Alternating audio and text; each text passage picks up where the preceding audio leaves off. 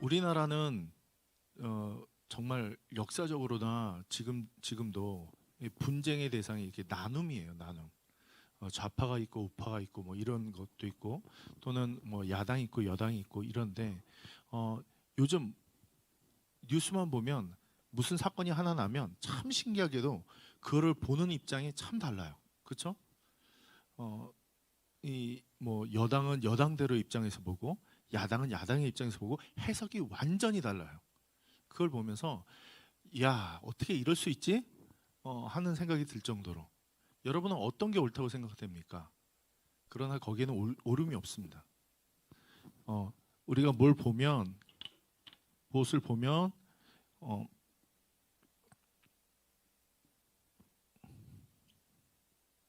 어떤 틀로 가지고 보느냐에 따라 그 입장이 완전히 다르죠.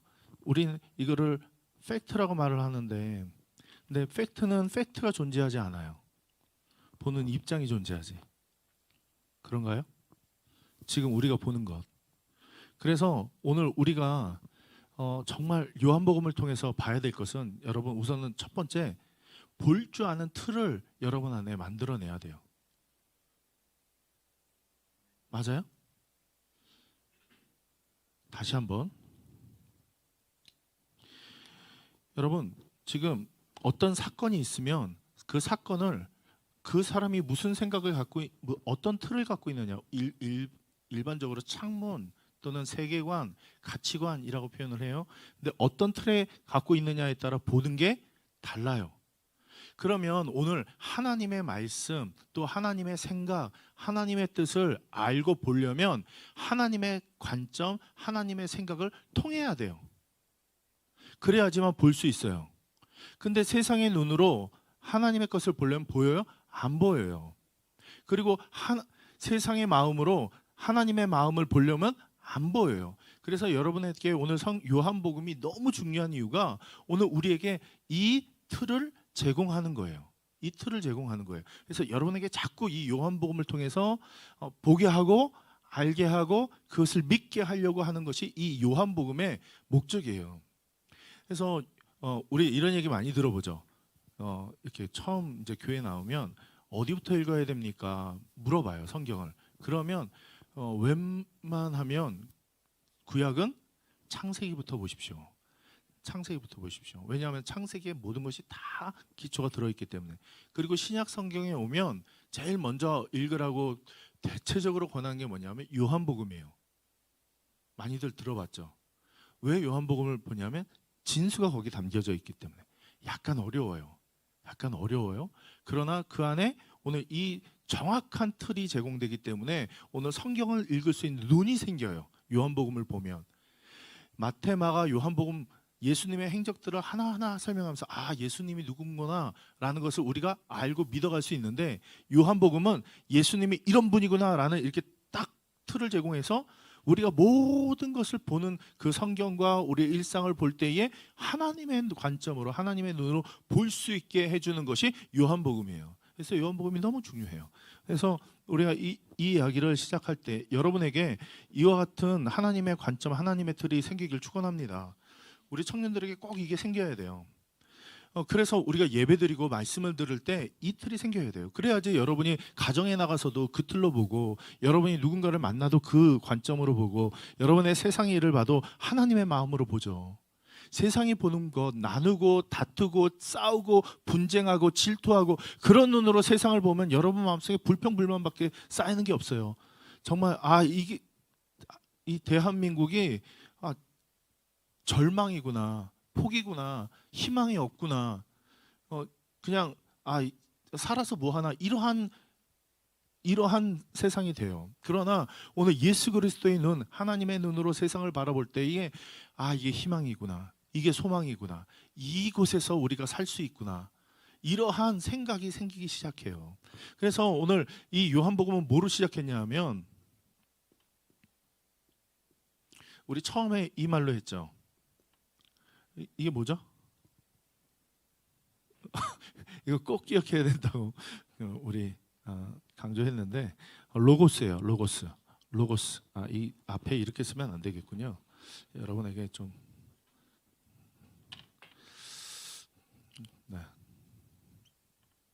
좀 대문자로 썼고 이렇게 하는 건 헬라어고요. 네, 자 영어로 로고스라고 이렇게 쓰면서 오늘 이게 뭐라고 우리가 성경에는 써 있죠?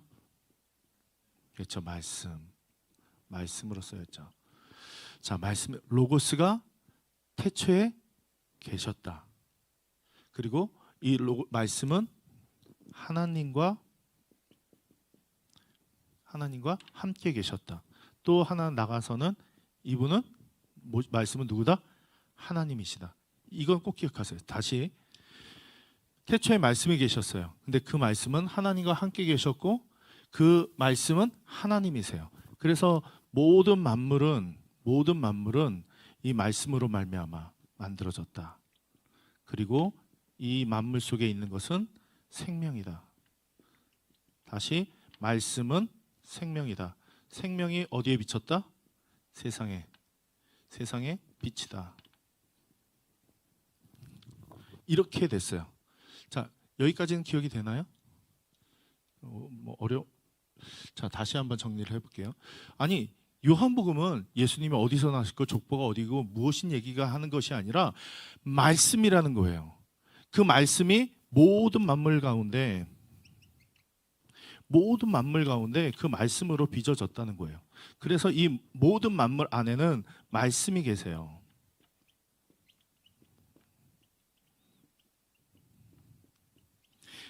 이 말씀이 계시기 때문에 오늘 모든 만물이 내 옆에 있는 사람도 내 주위에 있는 사람도 그 안에 뭐가 있다? 말씀이 계셔요. 말씀으로 만들어졌어요. 맞아요? 말씀으로 만들어졌어요. 말씀으로 만들어지니까 오늘 그 사람이 예수를 믿던 믿지 않던 그 안에 오늘 말씀으로부터 비롯됐기 때문에 소중한 존재예요. 말씀으로 빚어져서 창조되었기 때문에 소중한 존재예요. 그래서 우리가 좋아하던 좋아하지 않던 싫어하던 또는 우리 관계에 맺는 모든 것은 하나님으로부터 말씀으로부터 비롯됐기 때문에 소중히 여겨야 된다라고 말씀했대요. 이 가치관으로 시작해야 돼요. 내가 좋아하는 사람이라고 좋아하고 내가 싫어하는 사람이라고 싫어하는 게 아니라 그 속에 하나님이 계시기 때문에 하나님으로부터 비롯된 사람이기 때문에 소중한 사람이에요. 그래서 이 소중한 사람이 가야 될 곳이 어디냐? 이 본질로 돌아가야 될 곳이 어디냐? 말씀으로 돌아가야 돼요. 오늘 왜 안타까웠냐면 가장 본질적인 이따가 우리가 얘기하겠지만 오늘 니고데모 얘기를 통해서 하겠지만 가장 본질적으로 돌아가는 게 여기예요. 자,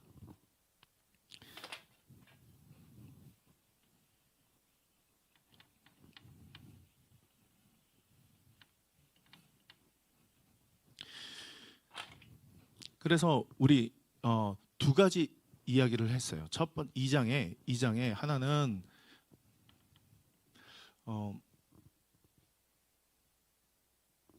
가나 혼인 잔치를 얘기했죠. 가나에 있는 혼례. 이 혼례는 영적인 의미가 담겨져 있다라고 했어요. 주님과의 연합을 말해요. 근데 주님과의 연합은 물로 포도주를 만드시듯이 물이 포도주로 변했죠. 이 포도주는 뭘 의미한다고 그랬어요? 피. 누구 피예요? 그리스도의 피.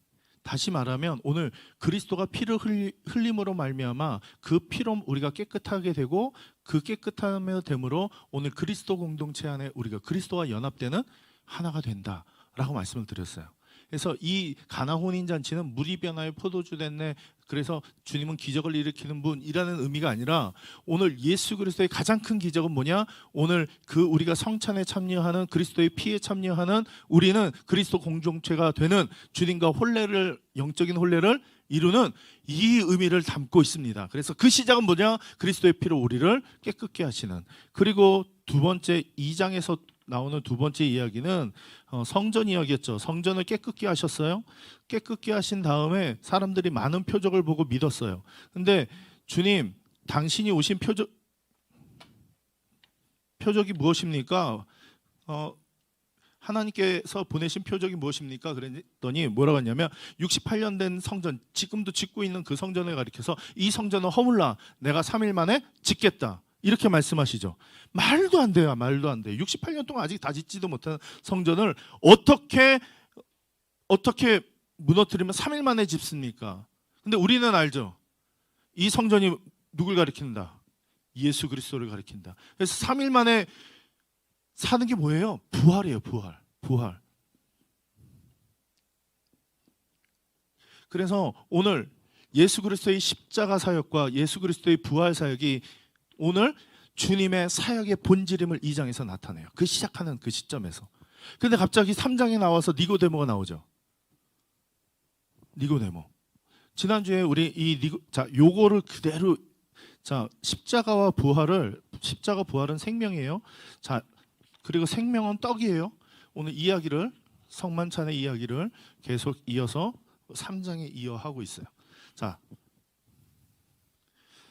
조금만 잘 따라옵시다. 자, 3장에 지난주에 우리 뭐라고 했냐면 니고데모가 저녁에 찾아와서 묻습니다. 선생님은 하나님이 보내신 아니면 이와 같은 일을 할 수가 없습니다. 하나님이 보낸 자.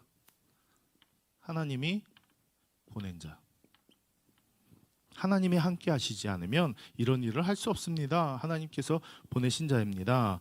하나님이 함께 하시지 아니하면 이와 같은 일을 할 수 없습니다. 근데 이 뜻이 뭐라고 했냐면 제가 지난주에 이런 말을 했어요. 임마누엘이다. 지금 니고데모가 모르는데 예수님을 뭐라고 고백하냐면 임마누엘이라고 고백하는 거예요. 근데 그 뜻을 몰라요. 그랬더니 예수님께서 무슨 말씀을 하셨냐 하면 진실로 내게 이르노니 사람이 거듭나지 아니하면 하나님의 나라를 볼 수 없는 거듭남이라고 했어요.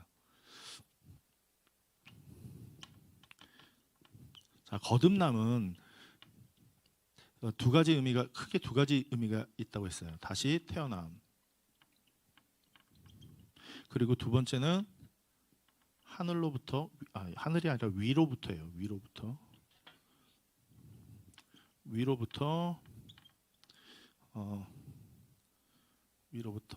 태어난, 위로부터 보낸 자, 보냄받은 난 자, 위로부터 난 자.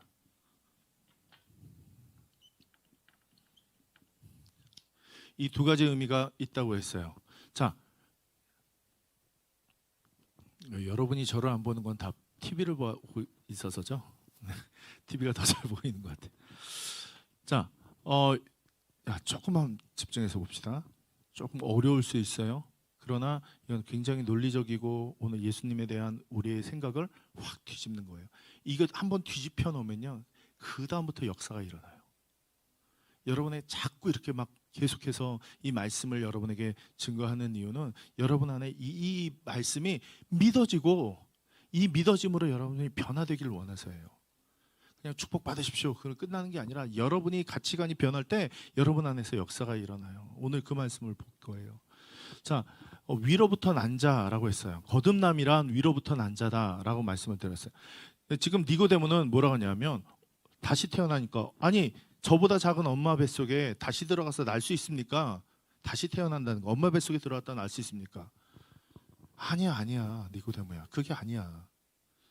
오늘 다시 태어난 것은 위로부터 비롯된 사람이라는 거야.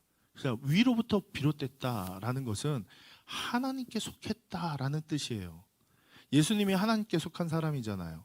로고스, 하나님과 함께 계신 분이었잖아요.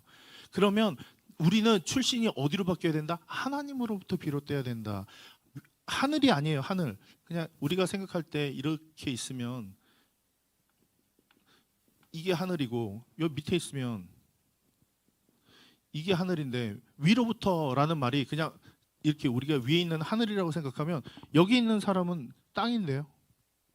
이게 반대라는 거예요. 그러니까 그냥 하늘이 아니라 하나님께라는 말이에요. 위로부터라는 말은 어디예요? 뭐라고요?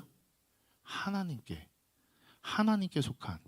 그래서 거듭난다라는 것은 하나님으로부터 비롯된다라는 말이에요.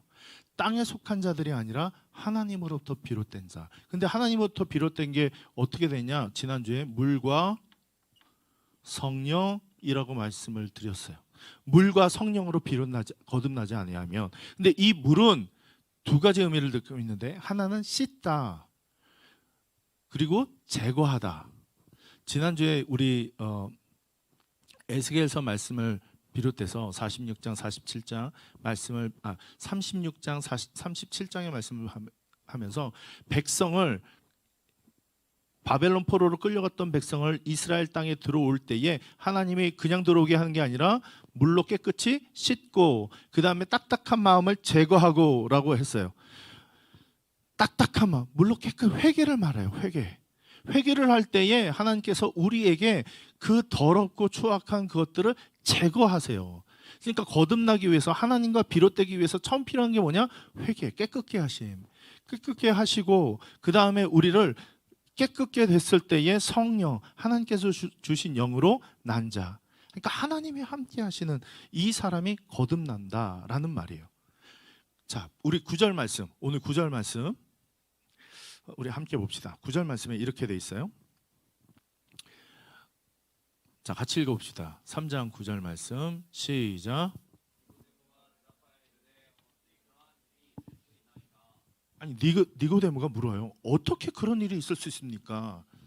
어떻게 거듭나는 일이, 물과 성령으로 거듭난다라는 말이 있을 수 있습니까? 이렇게 묻는데, 여러분 거듭난다는 말을 알겠어요? 여러분 거듭나야 되잖아요. 여러분 거듭난 걸 알겠어요? 여러분 거듭나셨어요?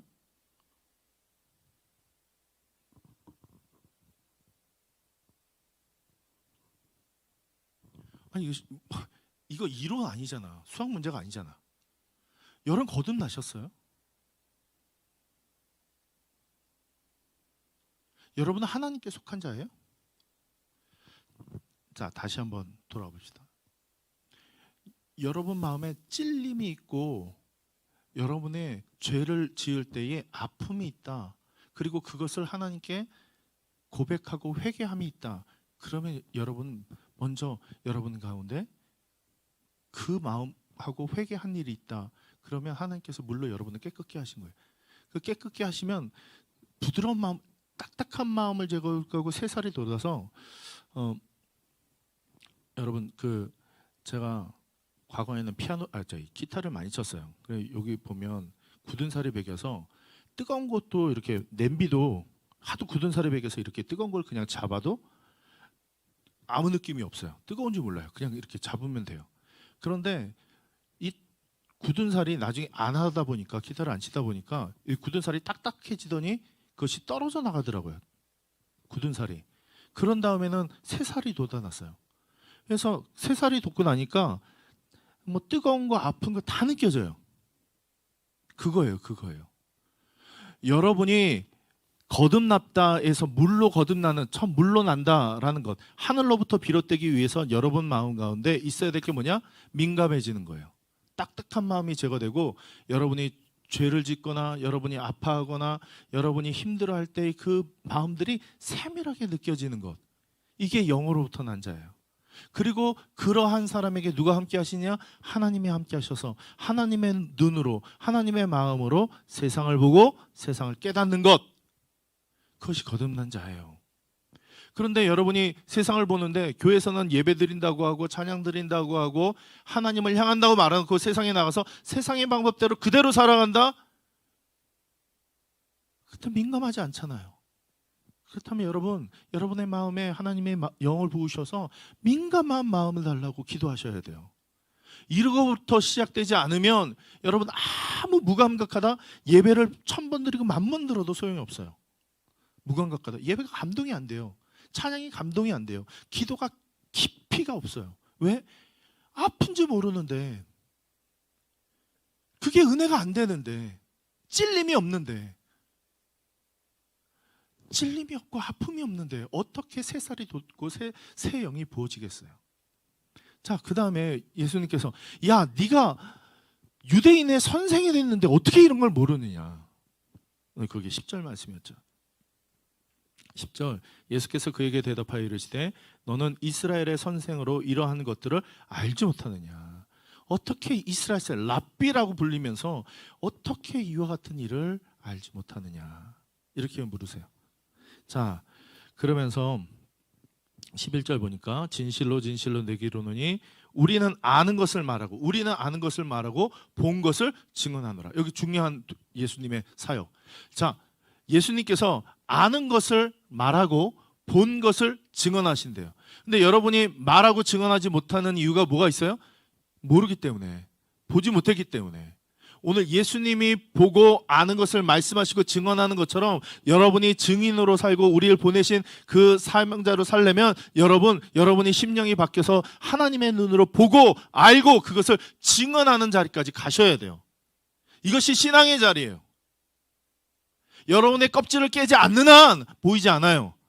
여러분의 가치관을 깨지 않는 한 여러분의 은혜의 자리로 나갈 수 없어요. 하나님이 아무리 부어줘도 다 그냥 빗나가요. 그러나 여러분이 조금씩 쪼개지기 시작하고 껍질이 띄어져 나가기 시작하는 순간 그곳으로 막 물밀듯 들어가는 하나님의 은혜가, 하나님의 역사가 여러분의 삶 가운데 일어나요. 역사하세요. 지금도 강력하게 역사하세요. 하나님의 역사는 너무 강력해서 우리가 감당하지 못할 정도예요. 그런데 우리가 딱딱한 껍질로 아직도 네트를 깨지 못해서 그 안으로 들어가지 못하는 거예요. 자, 12절 말씀 보면 이렇게 말해요. 자, 같이 일하겠습니다. 같이 읽습니다. 시작. 내가 땅의 일을 말하여도 너희가 믿지 아니하거든 하물며 하늘의 일을 말하면 어떻게 믿겠냐. 자, 여기서 두 가지를 말하고 있죠. 하나는 땅의 일. 주님께서 지금 땅의 일을 말한다라고 했고, 그 다음에 하나는 하늘의 일. 그러면 이 땅의 일은 속된 것이고 하늘의 일은 거룩한 것, 이런 뜻일까요? 이걸 이해를 하셔야 돼요. 지금 예수님께서 거듭남에 대해서 이 땅에 와서 예수 그리스도를 믿고 거듭나는 것, 물과 성령으로 거듭나는 것, 예수 공동체 안에 들어오는 것, 하나님과 연합하는 것, 이것을 가리켜서 땅의 일이다, 거듭남, 이것을 말했다. 근데 네가 땅의 일도 모르는데 하늘의 일, 이 하늘의 일은 큰 사역, 하나님께서 처음부터 모든 것을 구원하시기 위한 구속사역, 이것을 말해요. 자, 다시 정리해보면 이거예요. 내가 지금 거듭남, 한 사람이 하나님께 거듭나는 이 사건을 말하는 것도 모르는데 어떻게 하나님이 태초부터 계획하셔서 그 예수 그리스도를 통해서 인류를 구원하실 그 구속사역을 말한다고 너희가 알겠느냐. 하나님의 계획을 어떻게 너에게 말한다고 알겠느냐. 뭐부터 시작해야 된다고요? 여러분 안에 거듭남으로부터 시작돼야지. 여러분 안에 그 거듭남으로 시작돼서 여러분의 눈이 떠지고 여러분의 가치관이 생성될 때에 하나님의 일을 보기 시작하는 거예요. 하나님의 거대한 일을 볼 때에 여러분이 하나님의 일에 참여할 수 있는 거예요. 안 보이는데 어떻게 참여해? 모르는데 어떻게 함께해? 그래서 오늘 예수님이 계속 말씀하시는 거예요. 자, 더 중요한 문제는, 자, 12절에 보면 12절에 내가 땅의 일을 말하여도 너희가 믿지 아니하거든 하물며 하늘의 일을 말하면 어떻게 믿겠느냐 믿지 아니하며 믿겠느냐, 이렇게 말씀하세요. 13절 말씀 보면 같이 읽습니다. 중요한 말이에요. 자, 시작. 하늘에서 내려온 자 곧 인자 외에는 하늘에 올라간 자가 없느니라. 하늘에서 우라노스, 하늘에서부터 내려온 자, 예수 그리스도, 인자, 지금 이렇게 표현하고 있는데 이게 내려오다라는 뜻이에요? 그러면 하늘에 계셨다고 구름 타고 내려오시는 거예요? 자, 하늘로부터 내려온다라는 것은 이것은 그냥 이렇게 위에서 아래로 내려오다는 뜻이 아니에요. 내려왔다라는 것은 보냄을 받았다라는 뜻이에요. 보냄을 받은 게 뭐예요? 사명이에요. 사명을 받고 보냄을 받은 거예요. 예수 그리스도가, 인자가 하나님과 함께 계셨는데, 하나님과 인자가 함께 계셨는데 세상으로 보냄을 받았어요. 보냄 받은 이유가 뭐예요? 사명이에요. 이 사명이 뭘까요? 십자가예요. 십자가. 사명이 뭐예요? 십자가예요. 땅의 일이에요. 거듭남이에요. 이 십자가로 말미암아 누구든지 예수 앞에 오는 이 십자가예요. 사역이에요. 놀랍지 않나요? 굉장히 놀라운 얘기인데. 그러면 반대로 하늘로 올라갔다는 얘기는 뭘까요? 자, 사명을 받고 사명을 받아 보냄을 받았어요. 그러면 다시 돌아갔다는 얘기는 뭐예요? 사명을 완수했다. 사명을 받고 이 땅에 오셔서 사명을 완수해서 돌아가신 분은 누구밖에 없다? 인자밖에 없다.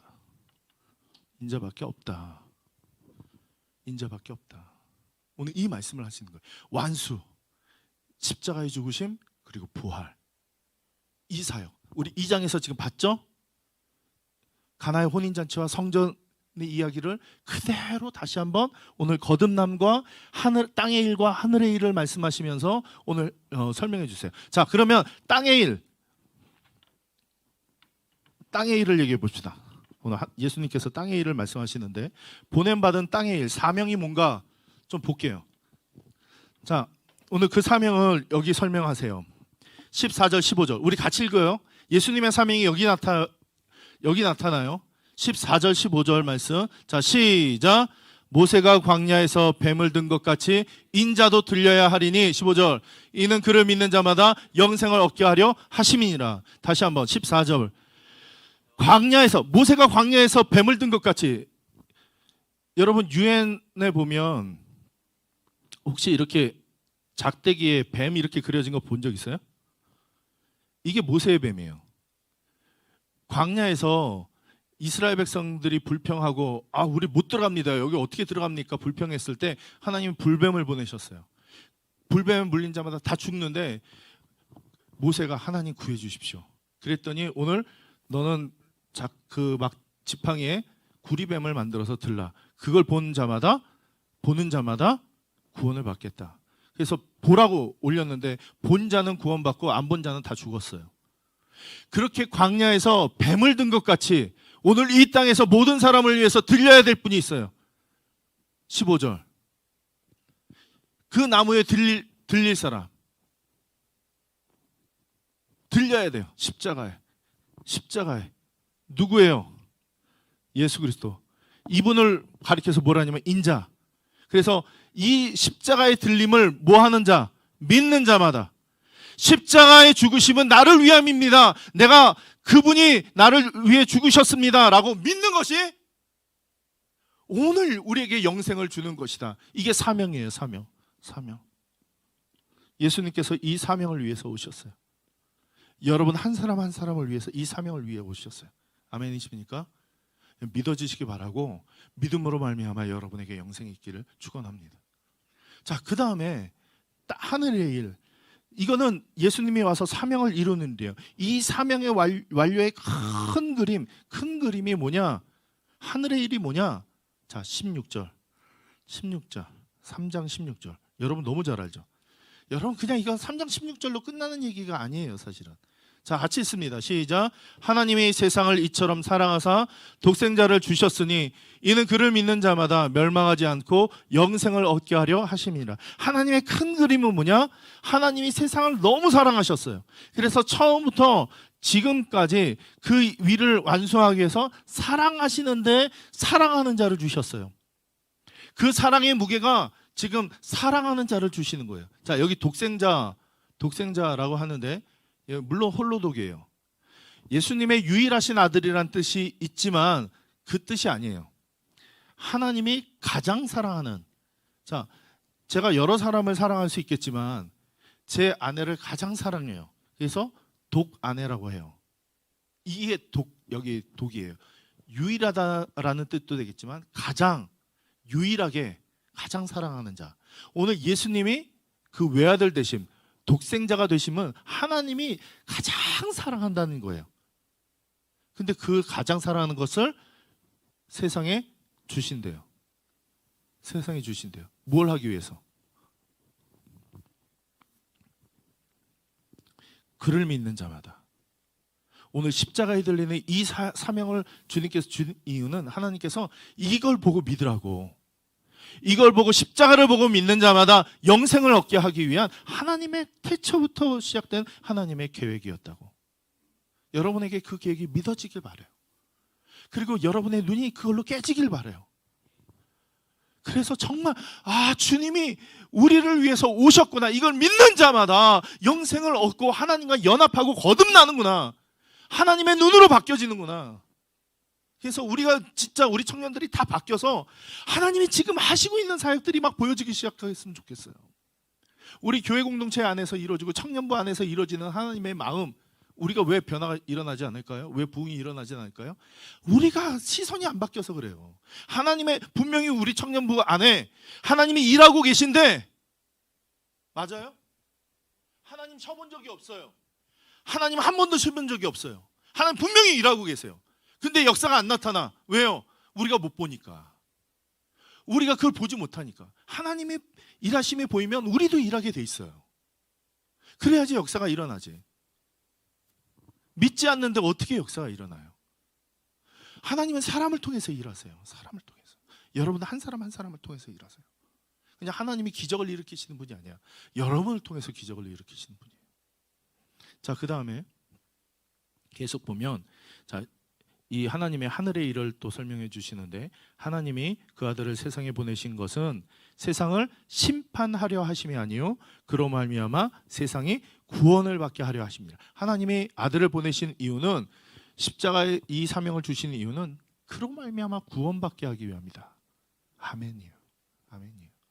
자, 18절 말씀 보면 그를 믿는 자는 심판을 받지 아니하는 것이요 믿지 아니하는 자는 하나님의 독생자의 이름을 믿지 아니함으로 벌써 심판을 받은 것이니라. 예수 그리스도를 믿지 않는 게 이미 심판이에요. 심판이에요. 그리고 이 심판 가운데 있다가 또 심판 안에 쓸 거예요. 여러분, 예수 그리스도를 믿지 않는 삶은 이미 심판이에요. 얼마나 정말 인생이 행복을 찾아 나서는 모든 인생들이요, 행복을 찾나요? 발견을 못해요. 그래서 뭐 그냥 무지개라고 말을 해요. 행복을 그냥 사라지는 것처럼. 그러나 그렇지 않아요. 예수 그리스도를 발견하는 사람이거든요. 그것이 구원이고 그 속에 사명이 있고 그것 속에 참된 의미, 가치관이 있어요. 세상이 달라지는 거예요. 이게 여러분에게 있어야 될 역사예요. 기적이에요. 자, 그 다음에 보면 19절, 정죄는 이것이니, 아마 여러분 암송하는 자가 많을 텐데요. 우리 19절 말씀 같이 읽어봅시다. 시작. 그 정죄는 이것이니 곧 빛이 세상에 왔으되 사람들이 자기가 행위가 악함으로 빛보다 어둠을 더 사랑한 것이니라. 빛보다 어둠을 다 사랑한다. 자, 세상의 빛이다, 생명인데 생명이 오늘 세상에 비추었다라고 말을 했어요. 자기를 낮추시고 자기보다 세상을 더 사랑하셔서 자기를 주신 것이 오늘 빛의 행위였어요. 그렇다면 오늘 어둠에 우리가 빛으로 나간다는 것은 내 자신을 버리고 주님의 그 뜻을 내 뜻으로 받아들이는 것을 말해요. 그러나 내가 너무 좋아, 내가 내 이득, 내가 즐거움, 내 행위, 내 즐거움이 더 커서 오늘 예수의 뜻이 내 안에 들어오지 않나, 그것이 어둠이에요. 그래서 악으로, 자기의 행위가 악함으로, 이거는 악이라는 말이 아니라 주님의 마음이 아니라 내 마음대로 산다, 이기적인 내 마음대로 산다라는 거예요. 그래서 빛보다 어둠을 더 사랑한다. 그냥 내 뜻대로 살아간다는 거예요. 예수 믿으면 예수 뜻이 내 뜻이 돼야 돼요. 하나님의 뜻이 내 뜻이 돼야 돼요. 그 설명은 4장에서 할게요. 우리 4장에서 할게요. 자, 20절 말씀. 자, 같이 읽습니다. 시작. 악을 행하는 자마다 빛을 미워하여 빛으로 오지 아니하나니 이는 그 행위가 드러날까 하며. 세상 사람들은요, 이기적으로 사는 게 당연하다고 말해요. 너 위해 살아, 너의 즐거움을 살아, 네 행복을 위해 살아 라고 말하지만 오늘 예수 앞에 나오면 그 행위가 다 드러나요. 얼마나 더러운 이기적인 마음인지, 거기서 분쟁과 다툼과 시기와 질투가 다 드러나는지 드러날까 합니다. 21절 마지막, 우리 같이 읽습니다. 시작. 진리를 따르는 자는 빛으로 오나니 이는 그 행위가 하나님 안에서 행한 것임을 나타내려 함이라 하시니라. 아멘. 진리를 따르는 자, 예수를 따르는 자, 생명이 있는 자, 거듭난 자, 구원받은 자, 십자가를 바라보는 자, 믿는 자는 빛으로 와요. 왜요? 그 행위가 하나님 안에서 행한 것이에요. 여러분이 바뀌고 나면 여러분의 가치가 바뀌고 나면, 가치관이 바뀌고 나면 하나님의 일하심이 보이고 그 일하심 따라 여러분이 순종하게 돼 있어요. 예수님처럼. 그러면 그것이 빛이에요. 여러분 드러나게 돼 있어요. 여러분이 가는 곳마다 어둠을 비춰야 돼요. 여러분이 가는 곳마다 예수 그리스도의 마음이 드러나야 돼요. 여러분이 가는 곳마다 사랑이 보여져야 돼요. 여러분을 내려놓는 사랑. 그것이 예수님의 사랑이었고 하나님이 우리에게 보여주신 사랑이었어요.